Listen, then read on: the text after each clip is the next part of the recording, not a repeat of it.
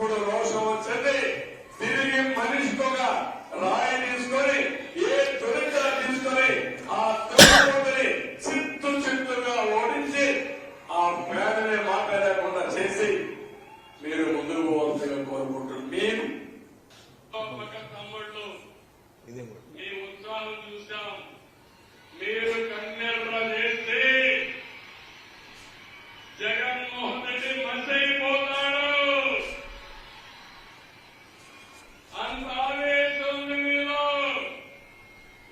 ఆవేశం ఉంది. తెలుగుదేశం పార్టీ ఎక్కడికక్కడ మీకు అండగా ఉంది. తమ్ముళ్ళు ఈ ధోరణి ఆయన ఒక భరోసా ఇస్తున్నాడు. మామూలుగా ఇవ్వాల్సిన భరోసా పేదలకు, నిస్సహాయులకు, సమాజంలో నిలవలేని వాళ్ళకు, బతకలేని వాళ్ళకు, ఇదిగా ఉండే వాళ్లకు నేనున్నానని భరోసా ఇవ్వాలి. ఈయన వెంటబడి కొట్టండి, ఇంకోటి చేయండి, దున్నపోతుంటాడు, ఇంకోటి అంటాడు, నేనున్నాను మీకు అండగా, మా పార్టీ ఉందంటాడు. ఎక్కడి నుంచి వస్తున్నాయంటే డెస్పరేషన్ నుంచి వస్తున్నాయి. ఇది మాటలు ఎప్పుడైతే డెస్పరేట్ అయిపోతున్నారో అధికారంగా మళ్ళీ రెండోసారి కాదు, ఇంకా శాశ్వతంగా ఈసారి ఉండదు అనుకున్నప్పటి నుంచే ఆయన వాయిస్ టోన్ మారింది. డిఫరెంట్ దీంట్లో రెచ్చగొట్టే దాంట్లోకి పోతున్నారు. ఇలాంటివి ఇంకా చాలా ఉన్నాయి, అందరూ గమనిస్తూనే ఉంటారు. ఈరోజు జగన్మోహన్ రెడ్డి గారి యాత్ర ఏదైతే సూపర్ సక్సెస్ అవుతోంది, సూపర్ హిట్ అవుతోంది, ప్రజలు మరోసారి గతం 19 ఎన్నికల కంటే మరింత దీనికి ఇదిగా ఆదరించబోతున్నారని స్పష్టంగా కనపడుతున్న నేపథ్యంలో ఈ దాడి జరిగింది. ఈ దాడి జరగడం కూడా ప్రమాదకరమైన దీనికి దారితీసే రకంగా జరగడం వల్ల ఇది ఎవరై ఉంటారు అని అనుకున్నప్పుడు, ఎవరైతే దీనివల్ల ఈయన యాత్ర వల్ల నష్టపోతున్నారో వాళ్ళ మనుషులై ఉంటారు, లేదా ఆ స్కూల్ ఆఫ్ థాట్, ఆ సిద్ధాంతాన్ని నమ్ముకున్న వాళ్ళై ఉంటారు అన్నది ఖచ్చితంగా అనిపిస్తుంది. దానికి తోడు భుజాలు తడుకోవడం వల్ల మొదలుపెట్టి డ్రామాలు అనడం దగ్గర నుంచి, లేదా భద్రతా వైఫల్యం ఇంకోటి ఏదో క్రియేట్ చేసి మాట్లాడడం, ఇవన్నీ చూశాక ఆ మీడియా కానీ వాళ్ళు కానీ ఈరోజు ఆ సోషల్ మీడియాలో వస్తుంది చూశాక వీళ్ళే అయి ఉంటారనేది ఖచ్చితంగా అనిపిస్తుంది. ఒకటి జరిగిన దాన్ని క్యాజువల్గా జరిగింది కాదని ఎందుకు అంటున్నాం అంటే ఆ ఫోర్స్ చూసి అంటున్నాం. కొద్దిగా అయితే ప్రాణానికే ప్రమాదం అయ్యే రకంగా దాడి చూసి గురి చూసి మరీ కొట్టడం బట్టి అంటున్నాం. అక్కడ ఉన్న పరిసరాలు దానికి అనుకూలంగా అనువుగా ఉన్నందువల్ల అంటున్నాం. ఇది cold blooded planned murder attempt అని మేము అనుకుంటున్నాం. అదృష్టం బాగుండి ఆయన బయటపడ్డారు. 2019 కూడా కొంచెంలో ఇదే ఉంటే, అదే మెడ మీద ఆయన తల ఇటు తిప్పకుండా ఇది ఉండి ఈ మెడగన తగిలి ఉంటే అప్పుడు ప్రాణానికి ప్రమాదం అయ్యేది. ఈరోజు కూడా అప్పుడు నిన్న దాంట్లో చూస్తే కూడా ఆయన కుడివైపు కొంచెం ఇటు తిరక్కపోతే స్ట్రైట్ ఉంటే కన్నుకు తగిలిన ప్రమాదం అయ్యేది. కేవలం లక్, అదృష్టం ఆయన వైపు ఉండి, ఆయన ఎప్పుడూ నమ్మే దేవుడి ఆశీస్సులుండి జగన్మోహన్ రెడ్డి గారు ఈరోజు క్షేమంగా ఉన్నారు. ఇలాంటి సమయంలో వాళ్ళు మాట్లాడే మాటలు చూస్తుంటే ఆయనకు ఏమి జరగలేదనే బాధనో ఇట్లాంటివి కనపడతాయి. సక్సెస్ఫుల్గా యాత్ర జరుగుతోంది, ఇలాంటివి చేయడం వల్ల ఆయన హెజిటేట్ చేసి లోపల ఉంటారు, బస్సులో కూర్చుంటారనన్నా ఉండాలి, జనంలోకి రాకుండా ఆపగలమనన్నా ఉండాలి. ఏదో ఆలోచన, ఒక ప్లాన్ దీంతో జరిగింది. కానీ ఇలాంటివి ఏవీ ఆపలేవు. యాత్ర దిగ్విజయంగా జరుగుతుంది. ఈరోజు వైద్యుల సలహా మేరకు ఒకరోజు విశ్రాంతి తీసుకునే రేపటి నుంచి యథావిధిగా సాగుతుంది.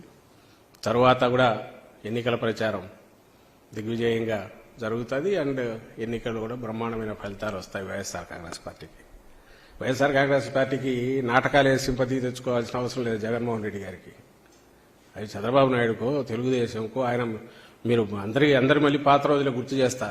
2003 అలిపిరి సంఘటన జరగగానే దెబ్బకు సింపతి దాంతో 4లో రావచ్చని అర్జెంటుగా ఎన్నికలు అది అసెంబ్లీ రద్దుకు సిఫార్సు చేసి కూర్చున్నాడు.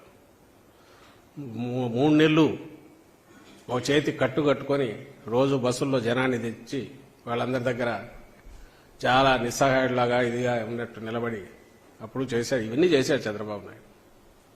కానీ ఆ ఫలితం ఏం రాలా. ఎందుకంటే ఆయన క్యారెక్టర్ అందరికీ తెలుసు. ఇంకోటి నేను సీరియస్గా చెప్తున్నాను, Chandrababu Naidu school of thought, ఆయన సిద్ధాంతంలోని, ఆయన రాజకీయ సిద్ధాంతం, దాంట్లోనే ద్వేషం పెంచడం, అలజడి సృష్టించడం, రెచ్చగొట్టడం, ఆ ప్రాసెస్లోనే వాళ్లతో ఏదో ఒకటి చేయించి ఆ దాంట్లో నుంచి తన లాభం సంపాదించుకోవడం, అధికారంలోకి రావడం. కానీ ఎన్టీ రామారావును కొట్టాలంటే లక్ష్మీపార్వతి రాగానే మొదలుపెట్టి ఓటు చేస్తాడు. మళ్ళీ అదే ఎన్టీ రామారావుని పెట్టుకుని ఓట్ల కోసమైనా పోగలడు.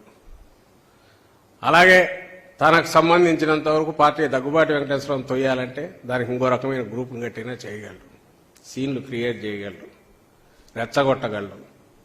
ఏదైనా సరే ఒక విలన్ క్రియేట్ చేస్తాడు. అధికారంలో ఉన్నా కూడా ఎవరినో క్రియేట్ చేసి దానికి అటాక్ చేస్తుంటాడు. ప్రతిపక్షాల మీద చేస్తాడు. ప్రతిపక్షంలో ఉంటే విజృంభించి మరి ఇప్పుడు చేస్తున్నట్టు ఎందుకు తిడుతున్నాడో తెలియకుండా తిడుతుంటాడు. తిట్టి ఇవే నిజమని మళ్ళీ ప్రజలకు చెప్తుంటాడు.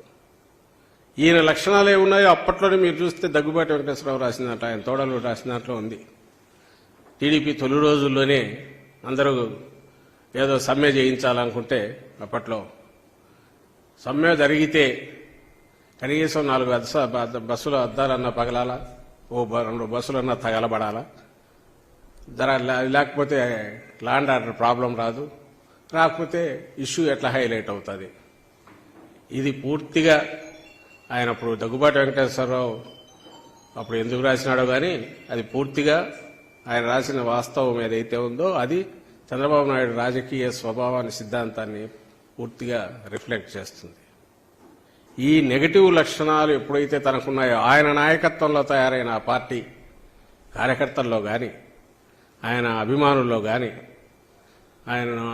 ఆయన నమ్ముకొని ఆయన ద్వారా ప్రయోజనం పొందుతారనుకునే వాళ్ళు కానీ ఇదే నెగటివ్ లక్షణాలే ఉంటాయి.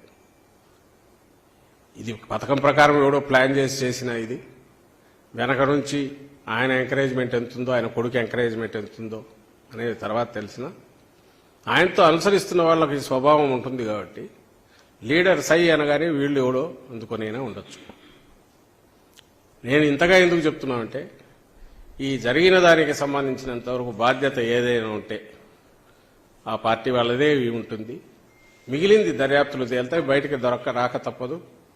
ఎవడు దోషులో, వాళ్ళ వెనక ఎవరు ఉన్నారనేది ఖచ్చితంగా బయటకు వస్తుందని ఆశిస్తున్నాం. కానీ ఇలాంటి